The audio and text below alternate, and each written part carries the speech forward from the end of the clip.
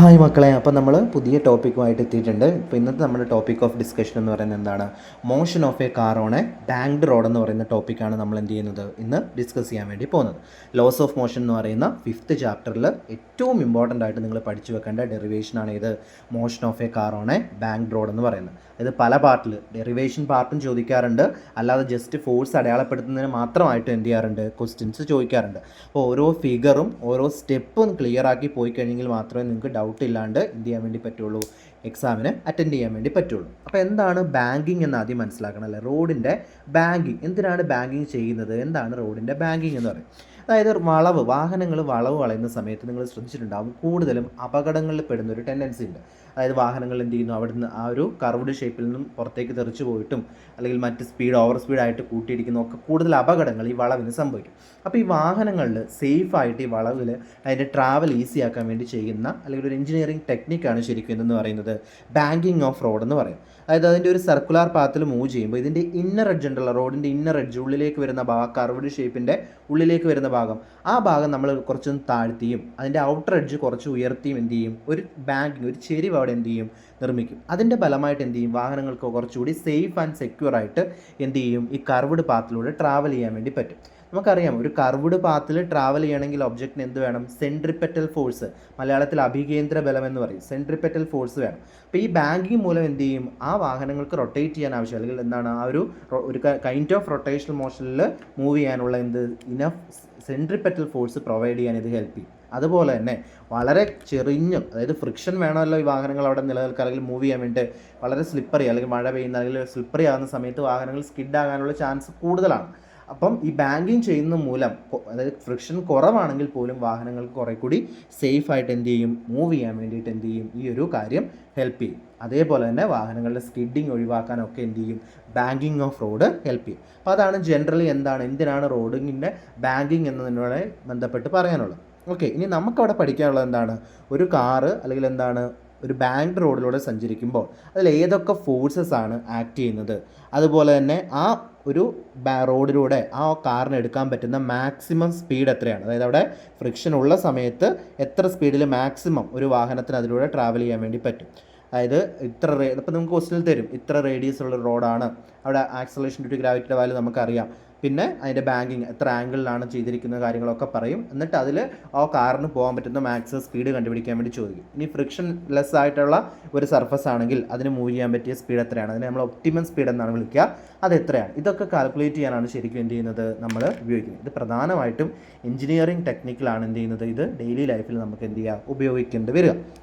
അപ്പോൾ അവിടെ നോക്കുക, ഞാൻ 2 ചിത്രം കൊടുത്തിട്ടുണ്ട്. ഒന്നാമത്തെ ചിത്രം എന്ത് ചെയ്തിരിക്കുന്നു, അതായത് ആ ഒരു ബാങ്കിങ് റോഡ് കാണിച്ചിരിക്കുന്നു, അതിൽ ബോക്സ് പോലെ കാണിച്ചിരിക്കുന്ന വാഹനത്തിനെയാണ് അതിൽ ആക്ട് ചെയ്യുന്ന ഫോഴ്സ് കാണിച്ചിരിക്കുന്നു. അതിനെ തന്നെയാണ് എന്ത് ചെയ്തിരിക്കുന്നത്, രണ്ടാമത്തെ ചിത്രത്തിലേക്ക് ഫോഴ്സുകൾ മാത്രമായിട്ട് എന്ത് ചെയ്തിരിക്കുകയാണ്, ഒന്ന് മാറ്റി വരച്ചിരിക്കുകയാണ്. അപ്പോൾ നമുക്ക് ഓരോ ഫോഴ്സായിട്ട് നോക്കാം. അതായത് ഫസ്റ്റ് ഒരു കാർ അവിടെ ആ ഒരു പൊസിഷൻ ഒക്വർ ചെയ്യണമെങ്കിൽ എന്ത് വേണം, അതിനെ താഴേക്ക് ആക്ട് ചെയ്യുന്ന എന്ത് വേണം, ഒരു ഗ്രാവിറ്റേഷണൽ ഫോഴ്സ് വേണം. അതാണ് ചിത്രത്തിൽ mg എന്ന് കൊടുത്തിരിക്കുന്നത്. mg എന്ന് പറയുന്നത് എന്താണ്, ഇവിടുത്തെ ഗ്രാവിറ്റേഷണൽ ഫോഴ്സാണ്. ഗ്രാവിറ്റേഷണൽ ഫോഴ്സ് എന്ന് പറയുമ്പോൾ നിങ്ങൾ മനസ്സിലാക്കണം, ആ ഫോഴ്സ് വരയ്ക്കുന്ന ഡയറക്ഷൻ വളരെ ഇമ്പോർട്ടൻ്റ് ആണ് ഈ ചിത്രത്തിൽ. അവിടെ എന്തായിരിക്കണം, താഴത്തെ സർഫസ് കണ്ടോ, തീറ്റ ആംഗിൾ മേക്കുന്ന ഗ്രൗണ്ട് സർഫസ്, അതിന് പെർപെൻഡിക്കുലർ ആയിട്ടായിരിക്കണം ആരെ വരയ്ക്കേണ്ടത്, mg. അല്ലെങ്കിൽ അവിടെ ഇരിക്കുന്ന ബോക്സിന് പെർപെൻഡിക്കുലർ ആയിട്ടല്ല. ബോക്സ് എന്ന് പറയുന്നത് ചെരിഞ്ഞ റോഡിലൂടെ പോകുന്ന കാറിനെ സൂചിപ്പിക്കുന്നതാണ്, അതിന് പെർപെൻഡിക്കുലർ ആയിട്ടല്ല. എപ്പോഴും ഗ്രാവിറ്റേഷണൽ ഫോഴ്സ് ആക്ട് ചെയ്യുന്ന എന്താണ്, towards the centre of the എർത്താണ്. അപ്പോൾ ലോവർ സർഫസ്, ആ താഴത്തെ സർഫസിന് പെർപെൻഡിക്കുലർ ആയിട്ടായിരിക്കണം ആരെ വരയ്ക്കേണ്ടത്, mg എന്ന് പറയുന്ന ഫോഴ്സിനെ വരയ്ക്കേണ്ടത്. അപ്പോൾ ഒന്നാമത് ആക്ട് ചെയ്യുന്ന ഫോഴ്സ് എന്ന് പറയുന്നത് എന്താണ്, wait of the car mg which is acting downward. ഒന്നാമത്തെ ഫോഴ്സ് എന്ന് പറയുന്നത് എന്താണ്, mg എന്ന് പറയുന്ന കാറിൻ്റെ വെയിറ്റ് ആണ്. അത് ആക്ട് ചെയ്യുന്നത് എങ്ങോട്ടേക്കാണ്, towards the centre of the earth, അതാണ് പെർപെൻഡിക്കുലർ ആയിട്ട് താഴേക്ക് കൊടുത്തിരിക്കുന്നത്. ഓക്കെ ആണല്ലോ. ഇനി രണ്ടാമത്തെ ഫോഴ്സ്, അതിനെതിരെ എന്തുണ്ടാകും, ഒരു നോർമൽ ഫോഴ്സ്. ഇപ്പം ഒരു ബുക്ക് എടുത്ത് നമ്മൾ ഒരു ടേബിളിൻ്റെ മുകളിൽ വെച്ചാൽ എന്തൊക്കെ ഫോഴ്സ് അതിൽ ആക്ട് ചെയ്യണമെന്ന് ചോദിച്ചാൽ എന്താണ്, താഴേക്ക് അതിനെ പുള്ള് ചെയ്യുന്ന ഗ്രാവിറ്റേഷണൽ ഫോഴ്സും ഉണ്ട്, അതിന് ഈക്വലായിട്ട് മുകളിലേക്ക് ഒരു നോർമൽ റിയാക്ഷൻ, നിങ്ങൾ പഠിച്ചിട്ടുണ്ടാവല്ലോ, നോർമൽ റിയാക്ഷൻ ഫോഴ്സ് ഉണ്ടല്ലോ, അതാണ് ഇവിടെ n എന്ന് കാണിച്ചിരിക്കുന്നത്. ഇവിടെ ശ്രദ്ധിക്കേണ്ട ഒരു കാര്യമുണ്ട്, ഈ നോർമൽ റിയാക്ഷൻ ഫോഴ്സ് എങ്ങോട്ടാണ് ആക്ട് ചെയ്യുന്നത്, ആ ഒബ്ജക്റ്റിന് പെർപെൻഡിക്കുലർ ആയിട്ടാണ്. അവിടെയാണ് നിങ്ങൾക്ക് ഒരു കൺഫ്യൂഷൻ ചിത്രം വരയ്ക്കുമ്പോൾ വരിക. അതായത് mg എന്ന് പറയുന്ന ഫോഴ്സ് വരയ്ക്കേണ്ടത് താഴത്തെ ഗ്രൗണ്ടിന് പെർപെൻഡിക്കുലർ ആയിട്ടാണ്. ഓക്കെ, ഇനി നോർമൽ ഫോഴ്സ് അല്ലെങ്കിൽ നോർമൽ റിയാക്ഷൻ ഫോഴ്സ് വരയ്ക്കേണ്ടത് ഏതിന് പെർപെൻഡിക്കുലർ ആയിട്ടാണ്? ആ കാറോ എന്താണോ ഒബ്ജക്റ്റ് അവിടെ ഇരിക്കുന്നത് ആ ഒബ്ജക്റ്റിന് പെർപെൻഡിക്കുലർ ആയിട്ടാണ് എന്ത് ചെയ്യേണ്ടത്? നോർമൽ ഫോഴ്സ് വരയ്ക്കേണ്ടത്. അത്രയും കാര്യം ക്ലിയർ ആണല്ലോ. അപ്പോൾ രണ്ട് ഫോഴ്സായി ആക്ട് ചെയ്യുന്നത്, ഒന്ന് weight of the car M ജിയും രണ്ടാമത്തത് നോർമൽ ഫോഴ്സ് എൻ. ഇനി മൂന്നാമത്തെ ഫോഴ്സ് എന്ന് പറയുന്നത് എന്താണ്? ഫ്രിക്ഷണൽ ഫോഴ്സാണ്. നമുക്കറിയാം ഒരു കർവ്ഡ് പാത്തിലൂടെ കാറിന് മൂവ് ചെയ്യണമെങ്കിൽ എന്ത് വേണമെന്നറിയാം? സെൻട്രിപെറ്റൽ ഫോഴ്സ് വേണം. ഏതൊരു ഒബ്ജക്റ്റിനും ഒരു സർക്കുലർ പാത്തിലൂടെ മൂവ് ചെയ്യണമെങ്കിൽ അതിൻ്റെ ആ സർക്കിളിൻ്റെ സെൻറ്ററിലേക്ക് ആക്ട് ചെയ്യുന്ന ഒരു എന്ത് വേണം? സെൻട്രിപെറ്റൽ ഫോഴ്സ്, അഭികേന്ദ്ര ബലം വേണം. എങ്കിൽ മാത്രമേ അതിന് ആ സർക്കുലർ പാത്തിലൂടെ ട്രാവൽ ചെയ്യാൻ വേണ്ടി സാധിക്കുകയുള്ളൂ. അങ്ങനെ ഇവിടെ സർക്കുലർ പാത്തിൽ ട്രാവൽ ചെയ്യാൻ ആവശ്യമായിട്ടുള്ള സെൻട്രിപെറ്റൽ ഫോഴ്സ് പ്രൊവൈഡ് ചെയ്യുന്ന ആരാണ്? ഈ പറയുന്ന കാറിൻ്റെ ടയറും അതുപോലെ തന്നെ ഈ റോഡുമായിട്ടുണ്ടാക്കുന്ന ഫ്രിക്ഷണൽ ഫോഴ്സാണ്. ഈ ഫ്രിക്ഷണൽ ഫോഴ്സാണ് എന്ത് ചെയ്യുന്നത്? ഇവിടെ എന്ത് പ്രൊവൈഡ് ചെയ്യുന്നത്? ഇതിനാവശ്യമായിട്ടുള്ള സെൻട്രിപെറ്റൽ ഫോഴ്സ് കൊടുത്തിരിക്കുന്നത്. അതാണ് ഇവിടെ എഫ് എന്ന് പറഞ്ഞ് ഞാൻ അവിടെ ചിത്രത്തിൽ മാർക്ക് ചെയ്തിരിക്കുന്നത്. അപ്പം ഏതൊക്കെയാണ് ഫോഴ്സ് എന്ന് വെച്ചാൽ 3 ഫോഴ്സാണുള്ളത്. ഒന്ന് weight of the car M G which is acting downwards perpendicular to the ground surface ആണ്. ദെൻ രണ്ടാമത്തെ normal force which is acting perpendicular to the body. And third force is the frictional force between എന്താണ്?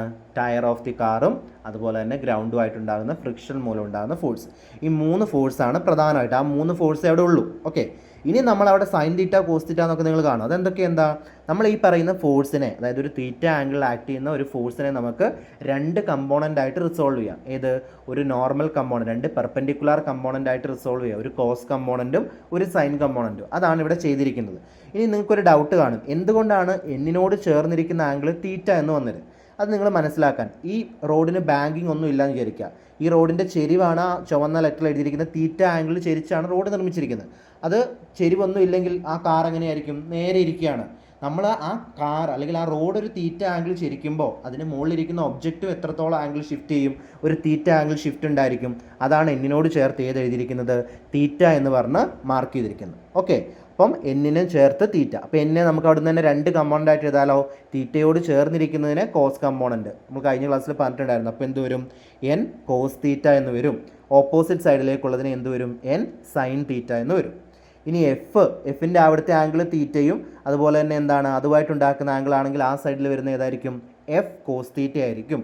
Opposite സൈഡിൽ വരുന്നത് F sine theta ആയിരിക്കും. അതായത് 3 force act ചെയ്യുന്നു. അതിൽ normal ഫോഴ്സിനെയും അതുപോലെ ഫ്രിക്ഷണൽ ഫോഴ്സിനെയും നമ്മൾ എന്ത് ചെയ്തിരിക്കുന്നു?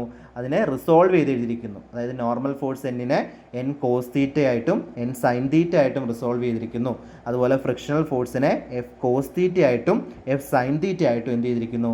റിസോൾവ് ചെയ്തിരിക്കുന്നു. അപ്പോൾ ഇത്രയും കാര്യങ്ങൾ നിങ്ങളുടെ ഉള്ളിലേക്ക് കയറി കഴിഞ്ഞാൽ എന്ത് ചെയ്താൽ മതി? ഈ ഡെറിവേഷൻ വളരെ എളുപ്പമാണ്. ആകെ ഈ ഫോഴ്സുകൾ എങ്ങനെ വരയ്ക്കുന്നു അത് കൺഫ്യൂഷൻ ഇല്ലാതെ മനസ്സിലാക്കി വെക്കണം. ചിലപ്പോൾ നിങ്ങൾക്കത് കാണാതെ പഠിച്ചു വെക്കാൻ പറ്റുമായിരിക്കും, പക്ഷേ അതുകൊണ്ട് നിങ്ങൾക്ക് കാര്യമില്ല. ഓരോന്നും ഏത് ഫോഴ്സ് ആക്ട് ചെയ്യുന്നു, എന്തുകൊണ്ട് അങ്ങനെ വരയ്ക്കുന്നുള്ളത് മനസ്സിലാക്കി പഠിക്കുമ്പോഴേ അതിനൊരിതുള്ളൂ. വെറുതെ എക്സാം ജയിക്കാൻ വേണ്ടി നമ്മളിങ്ങനെ കുറേ എന്തെങ്കിലും കാണാതെ പഠിച്ചു വെച്ചിട്ട് കഴിഞ്ഞാൽ പിന്നെ കുറേ കഴിയുമ്പോൾ എന്ത് ചെയ്യും? അത് മറന്നു. അപ്പം 3 ഫോഴ്സ് ആക്ട് ചെയ്യുന്നുണ്ട്. Weight M G, normal force N, frictional force F.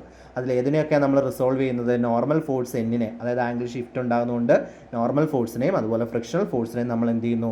അവിടെ റിസോൾവ് ചെയ്തിട്ട് എന്ത് ചെയ്തു? 2 കോസ് കമ്പോണൻറ്റും സൈൻ കമ്പോണൻറ്റുമായിട്ട് എഴുതിയിരിക്കുന്നു. ഇനി നമ്മൾ ഡെറിവേഷൻ പാർട്ടിലേക്ക് വരികയാണ്. അതായത് കാറിന് മോഷൻ, കാറ് മുകളിലേക്കും താഴേക്കും അല്ല മൂവ് ചെയ്യുന്ന, ആ റോഡിലൂടെ മുന്നോട്ടേക്കാണ് കാർ മൂവ് ചെയ്യുക. അതുകൊണ്ട് നമുക്ക് എന്ത് പറയാം? ഇവിടെ വെർട്ടിക്കൽ ഡയറക്ഷനിൽ എന്തില്ല?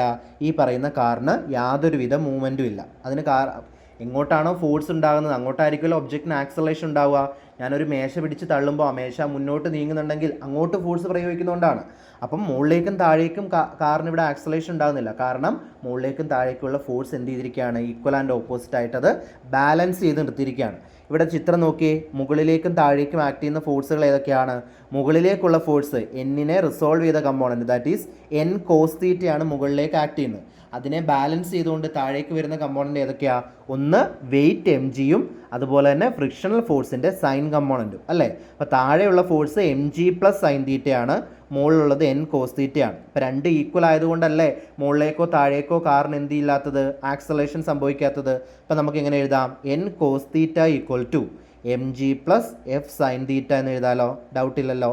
N cos theta is equal to M G plus F sign theta. തൊട്ടടുത്ത സ്റ്റെപ്പിൽ എങ്ങനെ എഴുതാം? N cos theta minus F sign theta equal to M G എന്ന് എടുക്കാം. അതിന് ഇക്വേഷൻ നമ്പർ 1 എന്ന് കൊടുത്തു. ഇനി ഇവിടെ സെൻട്രിപെറ്റൽ ഫോഴ്സ് പ്രൊവൈഡ് ചെയ്യുന്ന ആരാണ്?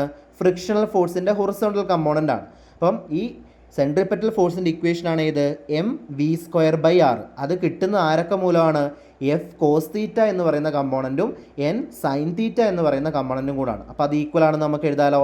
അത് രണ്ടും കൂടെ ചേർന്നല്ലേ ഈ സെൻട്രിപെറ്റൽ ഫോഴ്സ് പ്രൊവൈഡ് ചെയ്യുന്നത്. ദെർഫോർ എങ്ങനെ എഴുതാം N sine theta plus F cos theta equal to mv²/r. ഇവിടെ v എന്ന് പറഞ്ഞാൽ കാറിൻ്റെ വെലോസിറ്റിയാണ്, r എന്ന് പറയുന്നത് ആ മൂവ് ചെയ്യുന്ന സർക്കുലാർ പാത്തിൻ്റെ റേഡിയസ് ആണ്. ഇനി ഇക്വേഷൻ 1നെയും ഇക്വേഷൻ 2നെയും ഞാൻ ഡിവൈഡ് ചെയ്യുകയാണ്. അപ്പോൾ ഇക്വേഷൻ 1ൽ ലെഫ്റ്റ് സൈഡിലുള്ള ആരൊക്കെയാണ് N cos theta minus F sine തീറ്റയാണ്.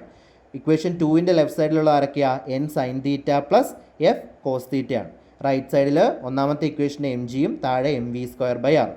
റൈറ്റ് അവിടെ എമ്മും ക്യാൻസൽ ആകും. റൈറ്റ് സൈഡിൽ v²/r r മുകളിലേക്ക് പോകും. അപ്പോൾ എന്ത് വരും റൈറ്റ് സൈഡിൽ rg/v² എന്നാകും. അത് ഓർത്തിരിക്കണേ. റൈറ്റ് സൈഡിൽ rg/v² എന്നാകും. ഇനി ഞാൻ ഇക്വേഷനെ ത്രൂ ഔട്ട് എന്ത് ചെയ്യുന്നു, ഒരു എൻ കോസ് തീറ്റ കൊണ്ട് ലെഫ്റ്റ് ഹാൻഡ് സൈഡിൽ ഡിവൈഡ് ചെയ്യുകയാണ്.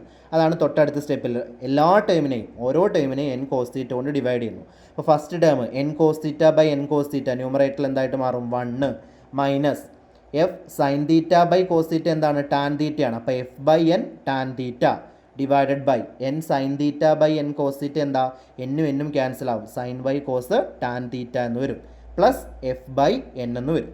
ഈ f/n എന്ന് പറഞ്ഞാൽ എന്താ force divided by frictional force divide by normal force. എന്താ സ്റ്റാറ്റിക് ഫ്രിക്ഷൻ്റെ ഇക്വേഷനാണ്, നിങ്ങൾ പഠിച്ചിട്ടുണ്ടാവും. അപ്പോൾ അതിന് പകരം നമുക്ക് സ്റ്റാറ്റിക് ഫ്രിക്ഷൻ മ്യൂസ് എന്ന് കൊടുക്കാമല്ലോ. അപ്പോൾ ഇക്വേഷൻ എങ്ങനെയാവും 1 മൈനസ് f/n പകരം മ്യൂസ്. അപ്പോൾ 1 minus mu s tan theta divided by എന്ത് വരും ടാൻ തീറ്റ പ്ലസ് മ്യൂസ് എന്ന് വരും.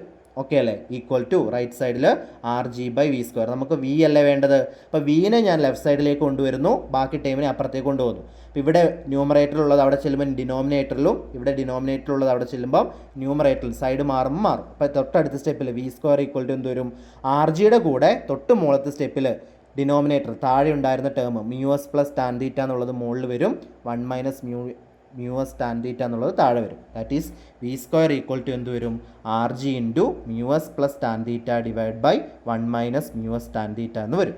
ഇവിടെ നമുക്ക് v² ആണ് ഉള്ളത്, v² നമുക്കല്ല വേണ്ടത്, v ആണ് വേണ്ടത്. അപ്പോൾ എന്ത് ചെയ്യണം ത്രൂ ഔട്ട് രണ്ട് സൈഡിലും റൂട്ട് എടുക്കണം. അപ്പോൾ ലെഫ്റ്റ് സൈഡിൽ v² റൂട്ട് എടുക്കുമ്പോൾ v എന്ന് കിട്ടും, റൈറ്റ് സൈഡിൽ റൂട്ട് ഓഫ് എന്ത് വരും rg into mu s plus tan theta divide by 1 minus mu s tan theta എന്ന് വരും. അതായത് ഒരു ബാങ്ക്ഡ് റോഡിൽ ഒരു കാറിന് അല്ലെങ്കിൽ ഒരു വാഹനത്തിന് എടുക്കാൻ പറ്റുന്ന മാക്സിമം സ്പീഡിനെ സൂചിപ്പിക്കുന്ന ഇക്വേഷനാണ് ഈ V മാക്സിൻ്റെ equation.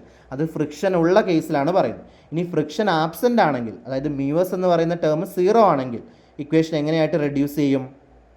Friction mu s is equal to theta ആണെങ്കിൽ അതിൻ്റെ സ്പീഡിനെ നമ്മൾ വിളിക്കുക ഒപ്റ്റിമം സ്പീഡ് എന്നാണ് വിളിക്കുക. ആ ഇക്വേഷൻ എങ്ങനെ റെഡ്യൂസ് ചെയ്യും? That is V optimum is equal to rg tan theta ആയിട്ട് ഇക്വേഷൻ എന്ത് ചെയ്യും റെഡ്യൂസ് ചെയ്യും. അതെങ്ങനെയാണ് മാറിയത്? 1 മൈനസ് മ്യൂസ് 0 അല്ലേ, അപ്പോൾ ഡിനോമിനേറ്ററിലെ മ്യൂസ് ഇൻറ്റു ടാൻ തീറ്റ ആ ടേം പോകും. അതായത് മുകളിലത്തെ ഇക്വേഷൻ ഡിനോമിനേറ്ററിൽ എന്ത് മാത്രമാവും 1 മാത്രമാവും, മുകളിൽ എന്ത് വരും rg ഇൻറ്റു മ്യൂസ് 0 ആണല്ലോ, അപ്പോൾ ബ്രാക്കറ്റിനുള്ളിൽ പിന്നെ ടാൻ തീറ്റ മാത്രം, അപ്പം rg ടാൻ തീറ്റ എന്ന് കിട്ടും. അതായത് optimum speed equal to root rg tan theta എന്ന് കിട്ടും. ഇതെന്ന് പറയുന്നത് എന്താണ്? ഫ്രിക്ഷൻ ഇല്ലാത്ത സമയത്ത് പോസിബിൾ ആയിട്ടുള്ള സ്പീഡും തൊട്ട് മുകളിലത്തെ ഇക്വേഷനിലുള്ളത് എന്താണ്? ഫ്രിക്ഷൻ ഉള്ള സമയത്ത് ഒബ്ജക്റ്റിന് എടുക്കാൻ പറ്റുന്ന അല്ലെങ്കിൽ ആ കാറിന് പറ്റുന്ന മാക്സിമം സ്പീഡുമാണ്. ഓക്കെ ആണല്ലോ. അപ്പോൾ നമ്മൾ ജസ്റ്റ് ഒന്ന് വേഗം പറയാം. അതായത് ഒരു കാർ എന്ത് ചെയ്യുന്നു, ഒരു ബാങ്ക്ഡ് റോഡിലൂടെ മൂവ് ചെയ്യുമ്പോൾ 3 ഫോഴ്സ്, ഒന്ന് weight of the car mg which is acting perpendicular to the എന്താണ് റോഡ് അല്ലെങ്കിൽ എന്താണ് ഗ്രൗണ്ട് സർഫസ് ആണ്, പിന്നെ നോർമൽ ഫോഴ്സ് n, അതുപോലെ ഫ്രിക്ഷണൽ ഫോഴ്സ് എഫ്. അപ്പോൾ നമ്മൾ ഈ നോർമൽ ഫോഴ്സിനെയും ഫ്രിക്ഷണൽ ഫോഴ്സിനെയും കോസ് കമ്പോണൻറ്റും സൈൻ കമ്പോണൻറ്റും ആയിട്ട് റിസോൾവ് ചെയ്യുന്നു. അത് കൃത്യമായിട്ട് ചെയ്യുന്നത് എങ്ങനെയാണെന്ന് എന്ത് ചെയ്യുക മനസ്സിലാക്കി വെക്കുക. ഇനി കാറിന് മുകളിലേക്കും താഴേക്കും ആക്സലറേഷൻ ഇല്ലാത്തതുകൊണ്ട് തന്നെ ആ രണ്ട് ഫോഴ്സും ബാലൻസ്ഡ് ആണെന്ന് പറഞ്ഞിട്ട് നമ്മൾ ഒന്നാമത്തെ ഇക്വേഷൻ ഫോം ചെയ്തു. പിന്നെ സെൻട്രിപെറ്റൽ ഫോഴ്സ് പ്രൊവൈഡ് ചെയ്യുന്ന എന്താണ്? ഫ്രിക്ഷണൽ ഫോഴ്സും അതുപോലെ നോർമൽ കമ്പോണൻറ്റിൻ്റെ സൈൻ കമ്പോണൻറ്റും ചേർന്നായിട്ട് രണ്ടാമത്തെ ഇക്വേഷൻ നമ്മൾ എന്ത് ചെയ്തു ഫോം ചെയ്തു. പിന്നെ നമ്മൾ എന്ത് ചെയ്യുന്നു? മാത്തമാറ്റിക്കൽ സ്റ്റെപ്പുകളാണ്. ഒന്നാമത്തെ ഇക്വേഷനെ രണ്ടാമത്തെ ഇക്വേഷൻ കൊണ്ട് ഡിവൈഡ് ചെയ്യുന്നു, ത്രൂ ഔട്ട് ഒരു n കോസ് തീറ്റ കൊണ്ട് ഡിവൈഡ് ചെയ്യുന്നു, f/n പകരം മ്യൂസ് എന്ന് സബ്സ്റ്റിറ്റ്യൂട്ട് ചെയ്യുന്നു, v² എന്ന ഫോം നമുക്ക് കിട്ടും. അതിൽ നിന്നും v ഈക്വൽ ടു എന്ന ഫോമിലേക്കും അവിടെ നിന്നും മ്യൂസ് ഈക്വൽ ടു 0 എന്ന് കൊടുത്ത് ഒപ്റ്റിമം സ്പീഡ് എന്ന് പറയുന്ന കോൺസെപ്റ്റിലേക്ക് നമ്മൾ എന്ത് ചെയ്യുന്നു കൊണ്ടുവരും.